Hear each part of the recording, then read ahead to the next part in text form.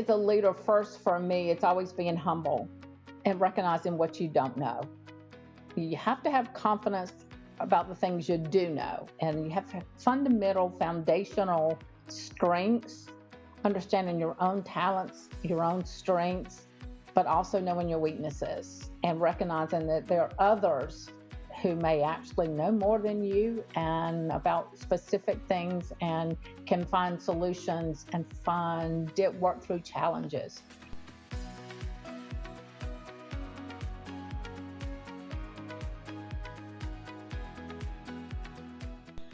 Welcome to the Cultivating Leaders Podcast, where we get inside the minds of leaders to harvest great ideas and lessons that help you grow as a difference maker in food and agriculture. I'm your host and curiosity captain, Nicole Ursig.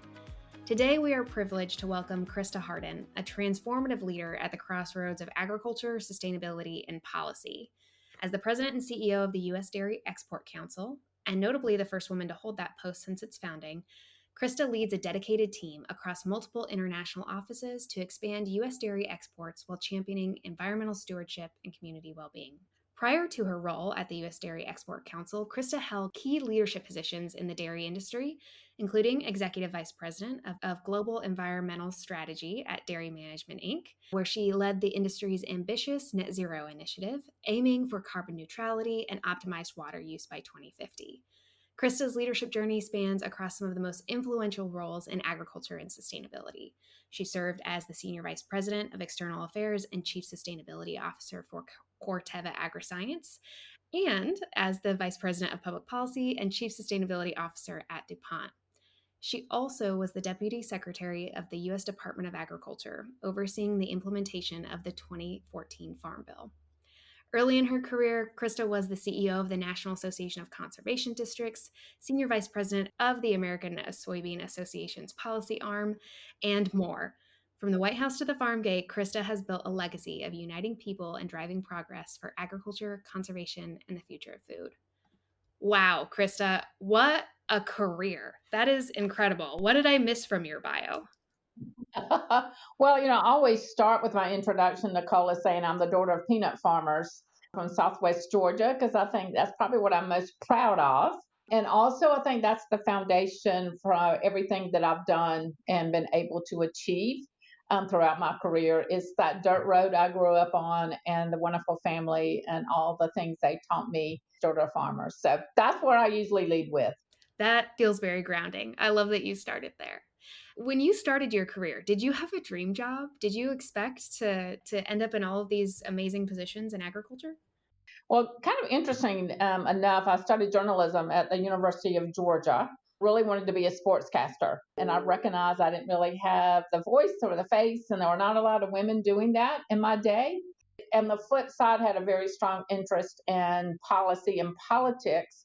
Worked on a campaign between my junior and senior year of college and came to Washington 2 weeks after graduation from undergrad at UGA, working on Capitol Hill for my member of Congress representing Southwest Georgia, friend of my daddy's, the whole thing, that everybody, stories that people have here. Started working on ag issues because the congressman at the time said, hey, I need somebody who understands ag policy.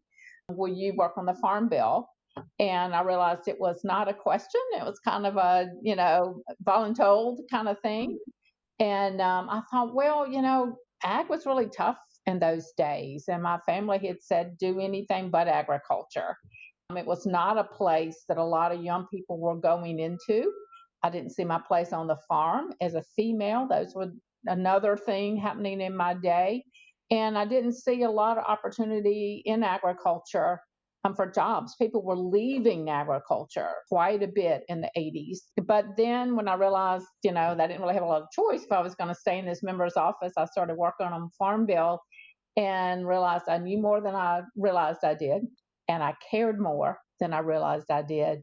And I never looked back. So I fell into it in a way, although it was a very natural place for me to go. It just was not what women my age were seeking as a career.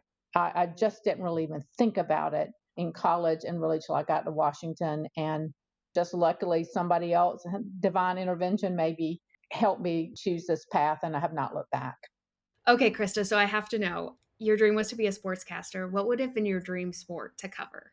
Well, yeah, I love all sports. I have season tickets to the Nats. I go to baseball games all the time. So baseball would have been one for certain, in college football, go Dogs. Huge college football fan. So either one of those, but I loved sports. Could have found a path forward in any place, I think. Yeah, I had to know because, yeah, if you love sports, you got a passion there. Okay, so what an incredible career and a great place to start from on Capitol Hill. Let's talk about what you do today. Tell me about your role at the U.S. Dairy Export Council and what does your day-to-day job look like? Well, it is a terrific job, and I'm so honored and just really proud of the work we do at U.S. Dairy Export Council. I'm not a dairy girl, I'm a peanut farmer girl, so I had to learn a lot about dairy over the last years, and the importance of dairy in the diet is something I understood and kind of took for granted that, everybody in the world had dairy like we do in the US in multiple forms and multiple applications, just part of our daily lives. I mean, with the penetration in the US is about 90% households have dairy in some form or multiple forms. Not the case around the world. So being able to have a very healthy product and nutritious product, high value, high quality products to help those round out their diets around the world is so rewarding. Just our mission is really the driver of what I do. We represent all the dairy farmers in the US through the checkoff program, our biggest membership category and funder. But we also have 132 member companies, cooperatives, exporters, allied industry. So we bring the whole industry together to help provide that kind of foundational, fundamental work for exports. So there's no day that's just the same because we're dealing with, folks around the world. We export to, 120, 30 countries, probably more. Every day it changes. 10 offices around the world. So I have boots and heels and pumps on the ground around the world and 50 people in the US. So we're really opening the doors. We're serving as that catalyst for all those industries, entities who want to export. So a lot of it is working with other governments, working with customers, working through very sticky tariff and non-tariff issues right now. That's probably a whole podcast on that, but happy to get into it. A lot of different efforts going on, really trying to make sure that those who want and need dairy in their diet, we supplement their local production. We help them understand how good dairy is for their diet, and their cultural favorite foods can be fortified, by adding dairy. So there's a lot going on in the dairy world and exports, and happy to unpack any of that if we have time. Krista, tell me about how you manage to lead such a diverse team. You're talking about I'm sure a diverse team here in the United States, but 10 offices around the world. How do you lead such a widespread group of people?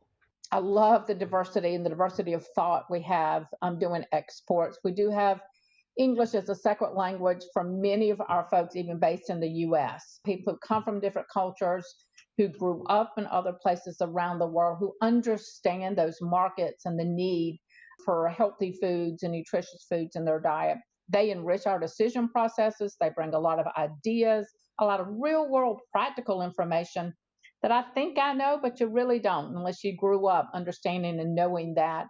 And then also with our offices around the world who really are that front door for our customers around the world, as well as, governments and importers and others.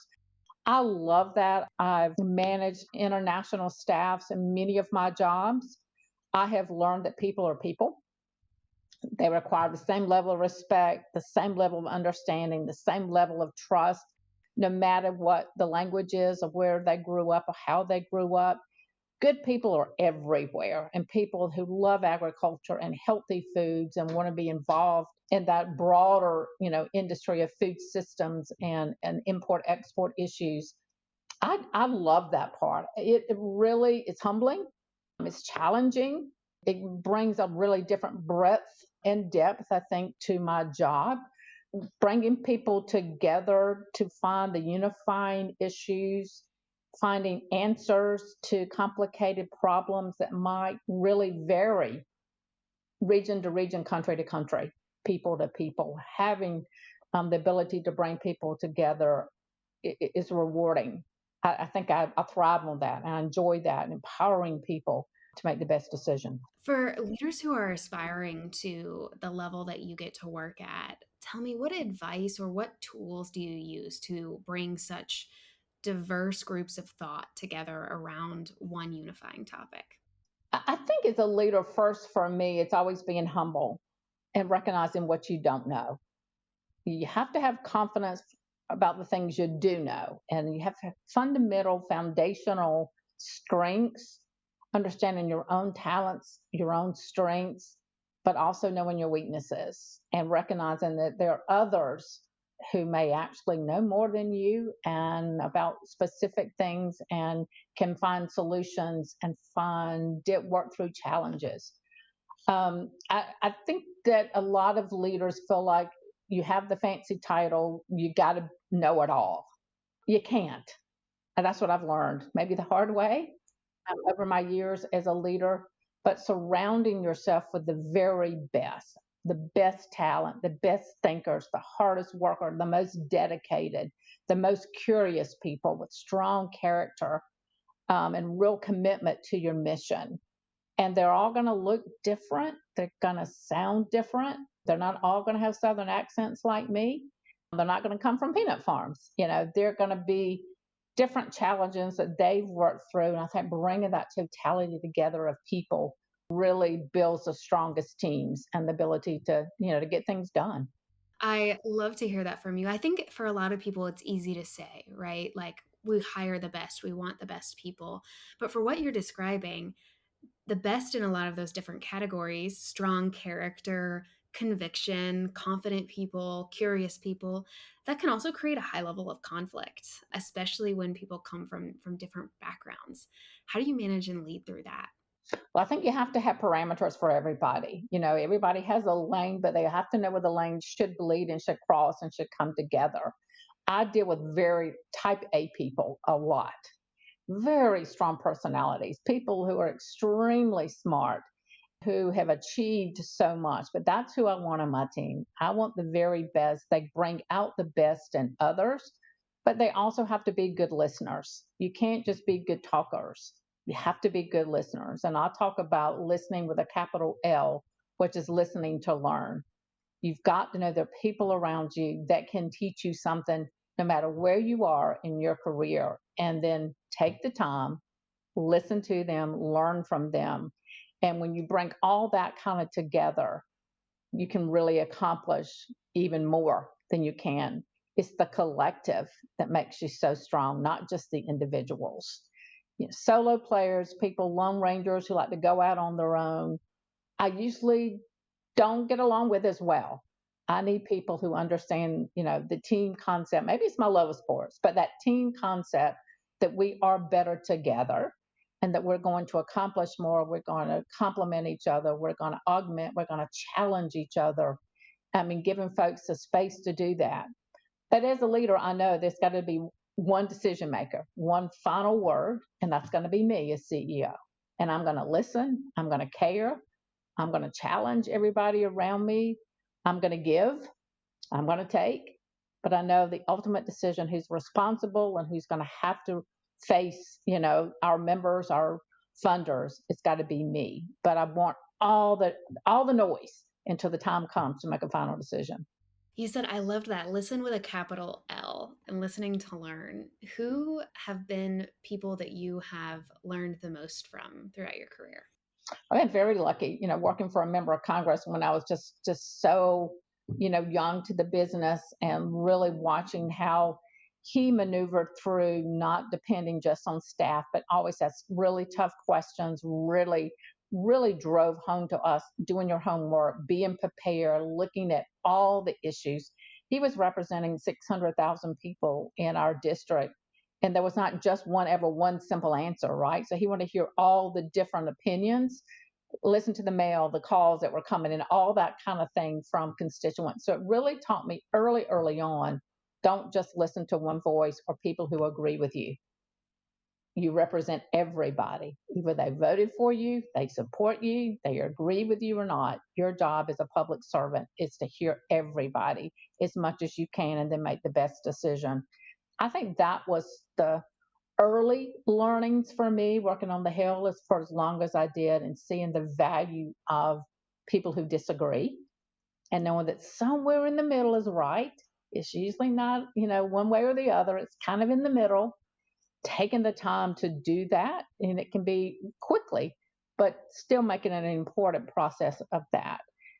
Also, was just had really good bosses my entire career. People who invested in me, who mentored me, who stretched me, who challenged me. Tom Vilsack, obviously secretary. I worked for him directly for 4 different jobs, 3 at USDA and 1 at USDEC. I was his chief operating officer before he went back to be secretary. Watching him lead a department, learning so much from him on management, on policy, the politics, kind of in the middle between all of those. It's not just when you're a cabinet secretary and when I was deputy, it's not just one of those, it's the combination of all of them. So I'm very, very fortunate to have really strong leaders in my life. And you'll notice most of them are men. I didn't have a whole lot of women.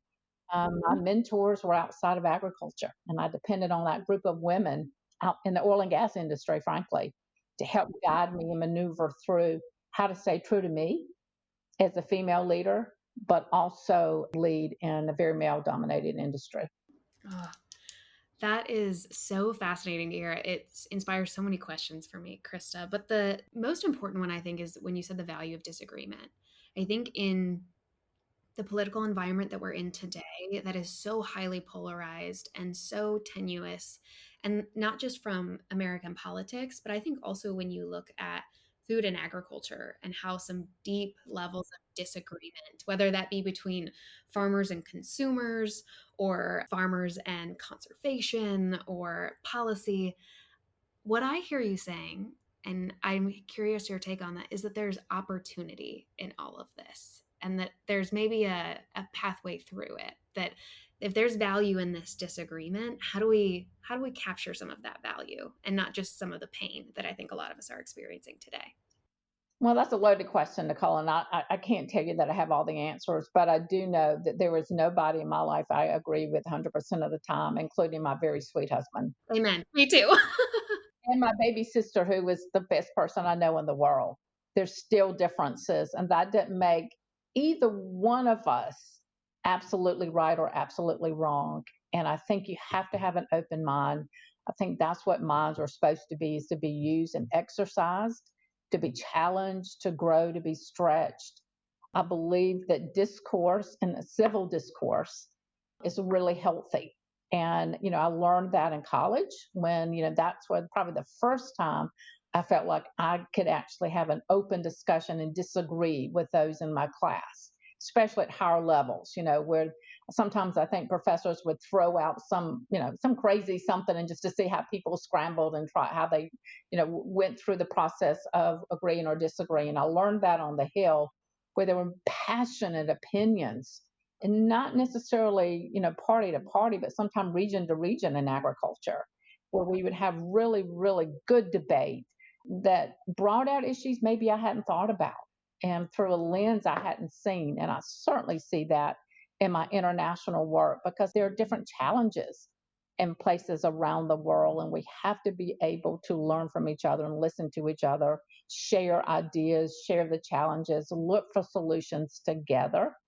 I don't think any one person, any one party, any one idea, any one religion is absolute.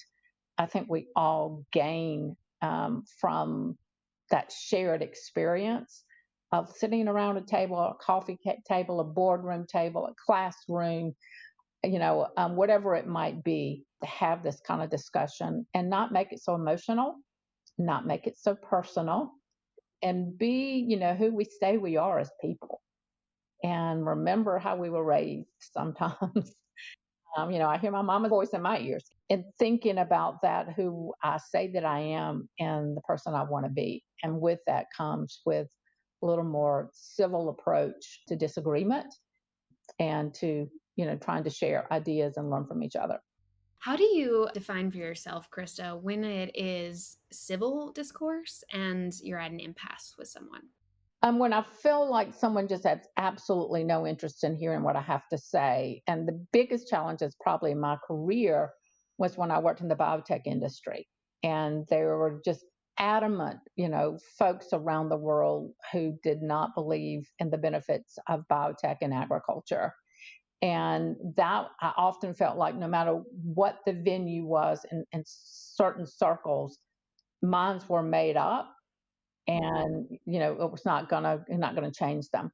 But I put the same test to myself because I was listening many times to someone talk to me why biotech might be harmful and a problem. My mind is racing to say, "Oh, I got you there. I know more than you do. I understand this better than you," instead of really listening to their source of information, their passion for what they thought, their commitment to their feelings and ideas. I already had made up my mind, I'm going to prove you wrong. I was just as guilty as they were. And when you stop to say, maybe I'm not absolutely right and you're not absolutely wrong, and both people can admit that, I think you have a better chance of finding a compromise and finding a solution that could possibly work for both. It's very difficult. It's easier to talk about this than to actually accomplish. But I really do think we would be better off as a people, as a nation, as a world, if we brought that kind of attitude to the table. And I've been at many diplomatic tables negotiating big things, little things. I wish we could do more of that with the commitment to listen, commitment to learn, commitment to not always be right. Do you have an example from your career of where compromise led to a win? When you say us willing to realize like, hey, we're not right all of the time, or that I'm not going to get exactly my way. I think sometimes in today's culture, we feel like compromising is losing. I think that's definitely the case today. And I remember certainly times when I worked for the soybean industry, working on the biodiesel industry, trying to get a tax credit for them, and having people very much opposed to using what they would determine as, food for fuel, that was not positive, or why should we be subsidizing, agriculture in a way to support fuel, and listening to all sides and finding there is a way, there is a middle there, certainly. And then at USDA, negotiating with different countries and talking about trade, talking about compromise on issues, finding a way that didn't make everybody completely happy, but everybody happy enough. Certainly have seen that, but it takes a lot of time. It takes willing partners. It takes open minds. It takes everybody looking at, and then I often do this. I start with what I want to accomplish, and then I work backwards. How can I get there? And being able to morph that, change that, look for different ways to do it. So certainly different times in my career, there have been sometimes tiny successes that grew over time, just keeping the door open to talk another day. Sometimes that is huge. I can't go into the details, but I just had an example of that very recently, just the agreement. This is not a done deal, but it's not a closed deal. We're going to come back to it. Let's go all think about it. Let's look at it from different perspectives. Let's do our homework.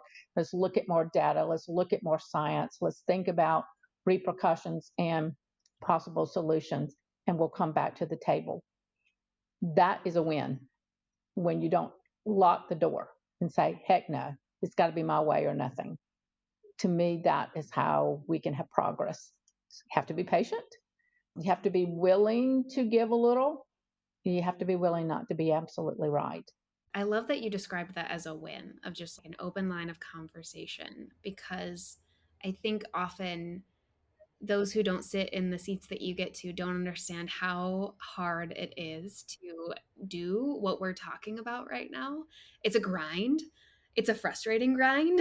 Even how important I think those incremental wins, especially if we go back to sports, right? Like that's a scored point, and the fact that the conversation is going to continue. The game isn't over. You're just moving the ball forward. We get lost in the headlines and miss that there's a lot of little baby steps that lead up to some of these, whether we're talking policy change or gosh, getting into a new market or any of the stuff that you're doing on a regular basis. It takes time and it takes little wins. Yes, you put it so beautifully. And I think about baseball, I attend a lot of baseball games. There are a lot of singles and doubles.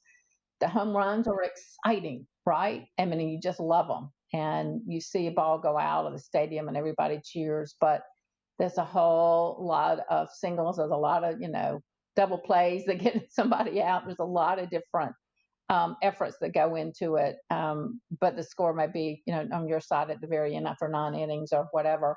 I think that patience is something we don't have a lot of right now. Maybe we never have, but it seems like we're very impatient as a society. We want immediacy. We want absoluteness. And I just don't know how realistic that is for the long haul. I'm not sure that we can sustain that kind of attitude. Oh, I totally agree. So, as we think about the future of agriculture, I think we need leaders who are willing to have that patience, who want to come to the table to build, to be willing to listen, learn, and being willing to maybe be wrong themselves. How do you think we develop more leaders like that in the agriculture space? There are a lot of elements that go into good leaders. There's always a question, are leaders born or made? And I think you have to have a tendency to want to lead, to not be afraid of it, even at young ages. Even on the playground, you'll notice kids who always take the lead, who are not bullies, but they have confidence. They know the direction that we all need to go in. But I also think leadership comes with a lot of ability to know yourself well. And I said this earlier about your own strengths and your own weaknesses, to learn from others, to be patient, to be honest, to be trustworthy, to be respectful, to probably listen more than you talk. Surround yourself with the very, very best people you can. A lot of these things we've already explored, because I think there's not just one thing that makes a good, strong leader. I think things like sense of humor, being able to laugh at yourself, to say, oh, heck, I messed up. Or I thought it was this and it was that. I mean, you got to be able to kind of enjoy life, look for joy. And, I have something I learned, frankly, from my church, from my minister. She always says greatness comes from gratefulness. And that has really struck home with me lately. And I'm not saying that I'm great. I just have had great opportunity. So I want to make sure all your listeners know that. Well, I will say, I think your work speaks for itself. You are a great leader. Well, I know I've had great opportunities. There's no doubt about it, and been very, very fortunate. And it comes from gratefulness all the way back to that farm I grew up on, the wonderful family I had, the community I grew up in, a strong faith, the community all throughout my entire life who've nurtured, cared, supported, challenged me, all the different things. To me, that's what builds leadership, to be able to have that totality. It's never just one thing, and we all lead differently. I mean, every leader you're going to interview, I believe, will have different paths, different stories, different philosophies, different players in their life who have been there for them. I just look at mine, and there's so many different steps through leadership. I mean, I always was kind of a leader. I know that. I mean, I knew that of my little group of friends. You know, there's always somebody, but yet I never saw myself completely where I am today. I just knew I wanted to do big things. I knew I wanted to make a difference.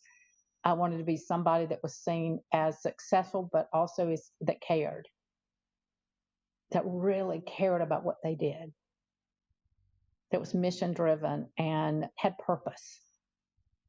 That's what I'm so grateful for.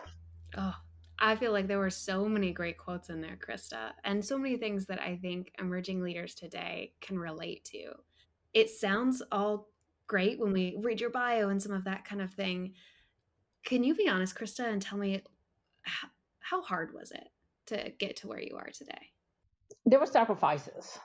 I made sacrifices. I made very deliberate decisions, especially as a female in my early days where women just didn't get married and have kids and have the career I had. There were times I was not, the daughter I needed to be for my parents back on the farm. I know that. I mean, I thank goodness for my baby sister who was close by and who filled those gaps, who represented me, if you will. As she was in education, it was easier for her to be there. I made choices, but it's harder for a female. It was for me. Maybe I'm hopeful that it's not today, but for me, if you missed a big meeting or you couldn't attend something you needed to do, the question always was she really serious about this? She's just going to run off and go take care of something else every time. You know, men didn't get those questions, but I sat in rooms where women were questioned. How serious is she about this position? I had to prove I was darn serious. And I know I'm ambitious. I've always been ambitious. I wanted to do big things. I wanted to make a big difference. Wasn't monetary. I never followed the money. But I took pay cuts at times to get the job I wanted.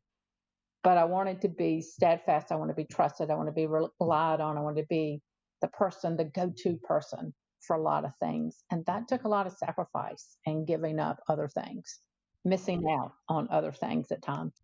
Yeah. I appreciate you being so honest and vulnerable about that, because I think sometimes it's easy to look at other people and think that, oh, they had it easy, or, to skim over the parts that are hard and the work that comes and the hard lessons that you have to learn to grow and evolve to where you're at. And it doesn't happen overnight either. It does not. It does not. And I do hope it's easier for women today. And I believe it is. And I certainly try to make it easier for the women that I work with to make sure they don't have to make those choices and sacrifice, and no one judges them when they may have to choose family. I just didn't feel like I always had that. Yeah. Oh, well, I hope that too. I am curious, what advice would you have for women leaders in agriculture today? Because I hope so, and I believe it's better than what you experienced, but I don't know that it is.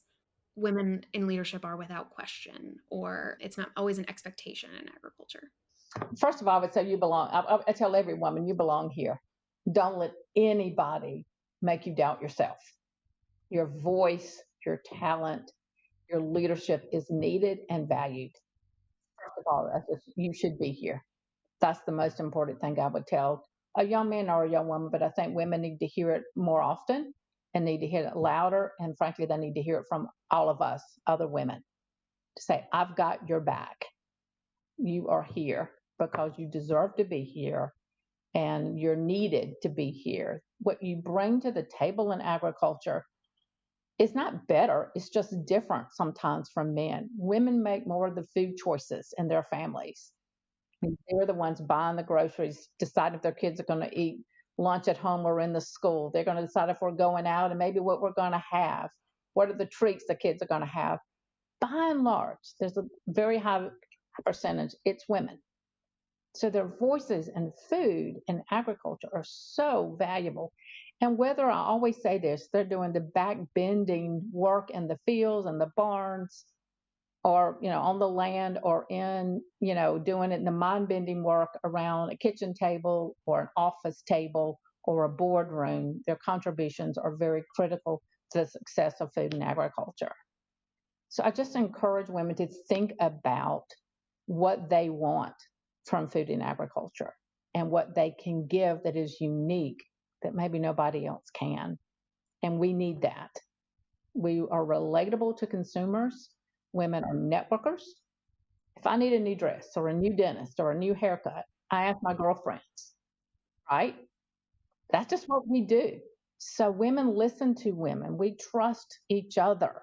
We count on each other for the basics. If you need a new grocery store, is this the right kind of food? Or is this a good brand? Or is this a good restaurant?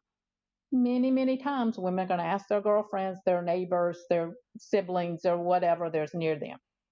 That's what we do. And that's why women's opinions in food and agriculture, women's voices, I believe, are more critical than ever. I love that. Thank you for sharing. It's inspiring. Okay, well, I would be remiss if we didn't spend at least a couple minutes talking about sustainability, because of your background in it, and where I feel like in an interesting space in the United States today around this topic. But I'm curious your perspective, especially with the launch of the Net Zero initiative in dairy. Tell me about your experience leading something like this. As we go back to some of that like civil discourse, I mean, that probably wasn't the most popular thing. And I want to hear your perspective on like, is this really possible from an agriculture standpoint? I think, that the jury may be still out on how we get there, not the fact that we want to. And I believe that we will. It's just the how. All the tools are not, I'll speak to dairy only right now. We don't have all the tools we need. And it's got to make economic sense for the farmers. One thing that drives me every single day and why I love being in agriculture is keeping farmers on the farm, keeping farmers on the land. I mean, so it's got to make sense for them. It's got to make economic sense. It's got to be doable. They need all the tools, and it can't just be on their backs, right? We need partners to help figure this out. Good science, good genetics, good investment in all these issues, innovation, technologies. But it's rapidly changing. So I have really a belief that we can do it, but it does take more than just the farmer themselves. It has to have partners. And again, all the things I just mentioned with innovation and investment. It is difficult. When the dairy industry set these goals, it was a roll call vote among CEOs of the biggest companies and cooperatives. They had to say, yes, we believe this can happen. This was not glossed over. This was not hidden under, a blanket somewhere. This was CEOs really thinking about, can we do this? Should we do this? And again, knowing that every farmer may not get there themselves, but the collective would get there. It's not about each farmer doing everything, but every farmer doing something. And I think that's what's so powerful in the dairy industry is they're all saying, I know there are things I can do on my farm, but they may be very different if you're in the east with a lot of water or you're in the west with no water. What you're going to do with water is very, very different, or energy use or feed, whatever it might be, dealing with methane, dealing with other emissions. It varies sometimes neighbor to neighbor, much less in all 50 states where you have dairy. But knowing collectively we can come together to find these solutions. I believe the dairy industry is ahead of the curve, frankly, than a lot in agriculture because we've had to be. As a consumer facing industry, a lot of spotlight on dairy. So I think the dairy industry takes it seriously. They're very thoughtful, they're very careful, but they know it has to make economic sense. And I think understanding that and not putting the burden on these goals just on the dairy farmers themselves, but the industry coming together, partners coming together, consumers joining this as well is what's very much needed. Krista, I worked in sustainability for part of my career, and I don't know that I have ever heard anyone say it in the way that you just said it. And I think this is such a good example of you being someone who can work across very strong differences of opinion, because the idea of it's not about every farmer doing everything, but every farmer doing something, that's really hard logic to argue with for those in agriculture who feel like sustainability is an attack. So, thank you. That's a fascinating perspective. I am curious, as we think about sustainability in agriculture, is this something that you think will continue to be a focus, not just in dairy, but as we look across the entire ag space? Well, when I look at the globe and when I think like at consumers around the world, the things they value and they want, sustainability often does come up. They care about natural resources, whether it's the water, whether it's that soil health, whatever it might be. Those are very strong issues for a global consumer. They want good, healthy food, but they do care where it comes from and how it gets to them. I think that it will continue. Maybe the wording will change. When I worked for conservation districts, we talked about conservation. We didn't use the word sustainability, and they're basically interchangeable, right? The nomenclature may change. The words may come in and out of vogue. I'm not going to argue that, but wise use of our natural resources has always been something involved with agriculture. I don't think that's going to change. And I do believe the investments in technologies and innovations are going to continue to give farmers those tools so they can do more with more. And it makes good sense for profitability. It makes good sense for what they're doing on their land with their natural resources. So right now, the words may be ones that raise people's temperature, but there'll be others that can be used, I think, that will continue this love of the land or our natural resources and using them wisely. Mm-hmm. 100% agree. As I look at your career and talking to you now, you have worked in lots of spaces that I'm going to call are like sticky situations, whether that be like biotech, like very heated conversations, right? Like biotech or sustainability, or right now when it comes to tariffs and export policy. When you come up against something like that, is it exciting because it's a challenge? Or at this point in your career, do you still get intimidated by any of those things? I don't really get intimidated. Certainly, I respect the challenge. I would say I have not ever shied away from difficult issues or difficult people. I mean, you don't lead if you're afraid. You can be respectful, that this is a really serious issue you may not ever solve because it's going to continue to be debated and morphed into more debate or different issues. It's like pesky weeds sometimes, they just show up somewhere else, what you think you've got them resolved. But I do believe the challenge, if you're going to lead in agriculture, you have to be aware it's going to be tough and it is going to really test you as a person, as a leader, and it's going to test what you really believe and what you know, not just what you think you know, but what you know. And sometimes your comfort level. There are certainly times when I'm uncomfortable. When we go head to head, I would tell you, frankly, with the EU on tariffs. I mean, head to head in June, I was, with ministers pushing back very hard on their position in a way to represent my industry, my beliefs, our country. You have to be willing to do that in a respectful, thoughtful, diplomatic way. But you got to be just as tough as they are. But I mean, I love it. I mean, I have to admit it. I enjoy that. What gives you the resilience? Because I like the way that you described it's like a weed sometimes. It's like, gosh, I thought I got rid of this. Or it feels like playing whack-a-mole. What gives you the resilience to like, I'm going to keep coming back. I'm going to keep trying to solve this problem. I'm going to try something new. I'm going to hit it again. I believe so deeply in what I do. It's not a job. Oh, that's a great, I think, transition, Krista. I want to move into our rapid fire segment. So we are going to try to answer these questions as, I'm going to say, as quick as you can, in a sentence or less or 30. All right. I know I'm long-winded, but I'll try. It's okay. We always struggle with me wanting to ask follow-up questions in this segment too. Okay, what is one global food or agriculture trend that you're keeping an eye on? Clearly, the tariff issues right now for us, tariff coupled with non-tariff issues that make it very problematic and difficult. Everyone, I think, right now. Yeah, those tariffs. Who is a leader that you admire? Tom Vilsack. What is one thing you would tell every young professional entering agriculture today? We need you. Please do it. Please stay. What is one leadership tool or resource that you can't live without? My heart.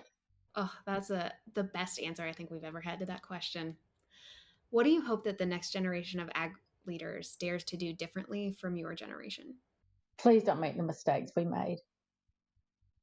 We've messed things up, not intentionally, but I look at where we are as an industry, so divided, so urban versus rural, so party against party, family member against family member. That's not good. And we will all lose. Everybody will lose. So please fix it. No pressure, friends. We got some work to do. What gives you hope for the future of agriculture, Krista? All of our young people. I am just blown away by the young people that work for me, by the young farmers that are my leaders, and that I see the folks coming back to farm, going to UGA to talk to students, to talk to classes. I do that, often. The quality of the questions, the deep thinking, the commitment for the future, the love of agriculture from those who grew up on farms and those who did not. I just know it's going to be better. I have absolutely no doubt. No doubt. That is so great. Okay, Krista, we love hot takes. So unconventional or really bold opinions. So I want to ask you for a hot take that you would have about leadership or the future of agriculture. I just say stay humble. Be willing to listen and to learn. I've said this throughout our interview. I think most people think that confidence means that you're arrogant and that you have to have all the answers and you have to be the boldest, loudest person in the room. And I think the person who sits back and listens more than they talk, people kind of notice when they do talk. And I just, say, make sure that you're doing that. And probably the last thing is just be true to yourself. Don't be and I say this a lot to young people early in their careers, that they're listening to their parents or listening to their spouses or listening to their friends or their teachers or professors or somebody, their boss. listen to your heart and yourself and your head, do what makes you happy. Goodness gracious, life is tough enough. You got to be happy at work. Find that joy. Find that joy and be joyful. Spread the joy. So great. Well, Krista, that is advice. Gosh, I wish I had listened to this episode early on in my career. I know I learned a bunch from you today. This has been so much fun for me, but also hopefully fun for our leaders. So I am really grateful for you taking time to share your wisdom with us. Well, I just say thank you to you for the opportunity. Thank you to your listeners for what they're doing in agriculture. You're definitely speaking to the future leaders of our industry and, in my mind, of our country, because there's no greater industry than one that feeds people and nourishes people. And what a responsibility we have. And I just am very excited for what's going to happen next and know that the problems that will be fixed and the solutions that will be found. So, congratulations to all of your listeners for what they're doing today and will do tomorrow.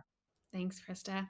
Okay, at AFA, we are all about building bridges and connecting people. So, where can people connect with you and learn more about what you and the U.S. Dairy Export Council are doing? Well, we're our website, usdec.org, and I'm Kay Hardin at usdec.org. Thank you so much, Krista. Appreciate you spending the time with us today on the Cultivating Leaders podcast. It's been a lot of fun. Thank you. Thanks for listening to the Cultivating Leaders podcast, brought to you by Agriculture Future of America. If you've been here before, you know we value feedback as a gift. Please leave us a review and let us know how we're doing.